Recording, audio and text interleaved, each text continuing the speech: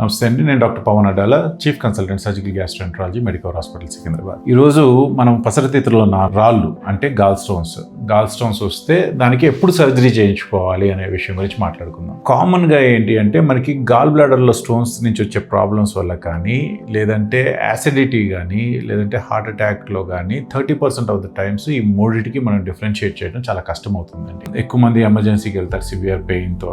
అట్లా ఎమర్జెన్సీకి పెయిన్తో వెళ్ళి అక్కడ స్కాన్లో కనుక డయాగ్నోస్ అయినట్లయితే కనుక వాళ్ళు ఖచ్చితంగా సర్జరీ చేయించుకోవడం బెటర్. అట్లాంటివి డిలే చేయకూడదు, ఎందుకంటే పెయిన్ వస్తుంది అంటే బాడీ కాంపెన్సేట్ చేయలేకపోతుంది అని. సో అట్లాంటిది మనం వెంటనే అడ్రస్ చేయకపోతే కనుక అది సివియర్ కాంప్లికేషన్స్కి దారితీసే అవకాశం ఉంది. కొంతమంది పేషెంట్స్లో ఏంటంటే రాళ్ళు లేకపోయినా కూడా పెయిన్ వస్తుంది. పర్టికులర్లీ హార్ట్ పేషెంట్స్లో రాళ్ళు లేకపోయినా కానీ కొలెసిస్టైటిస్ అనేది వస్తుంది. మిగతా కొంతమందిలో ప్రొఫైలాక్టిక్గా చేస్తారు, అంటే డయాబెటీస్ ఉండి ఆటోనమిక్ నర్వస్ సిస్టమ్ డ్యామేజ్ అయినట్లయితే, అంటే నరాలు బలహీనపడిపోయి నొప్పి అనేది తెలియదు, కాళ్ళ తిమ్ముర్లు, మొద్దుబారిపోవటం ఇట్లాంటివి ఉంటాయి. ఇట్లాంటి సిమ్టమ్స్ ఉన్న వాళ్ళలో ఏంటి అంటే డయాబెటిక్ పేషెంట్స్ లో మనం కనుక్కోవడం కష్టం అవుతుంది, కాబట్టి వాళ్ళకి సెన్సేషన్ ఉండదు. కాబట్టి ఇలాంటి వాళ్ళలో కొన్నిసార్లు ప్రొఫైలాక్టిక్ గా మనం సర్జరీ చేసి గాల్ బ్లాడర్ తీయాల్సి వస్తుందండి. ఒట్టి రాళ్ళు తీయటం వల్ల అయితే ఉపయోగం ఉండదు. చాలా యూట్యూబ్ వీడియోస్ వచ్చినాయి, కొంతమంది చైనా వెళ్ళి మరి రాళ్ళు మాత్రమే తీయించుకొని వచ్చారు, మళ్ళీ రాళ్ళు ఫామ్ అవుతాయి. అది స్టాండర్డ్ ఆఫ్ కేర్ కాదు, స్టాండర్డ్ ఆఫ్ ట్రీట్మెంట్ కాదు. గాల్ బ్లాడర్ తీయటం వల్ల ఎటువంటి నష్టం ఉండదు.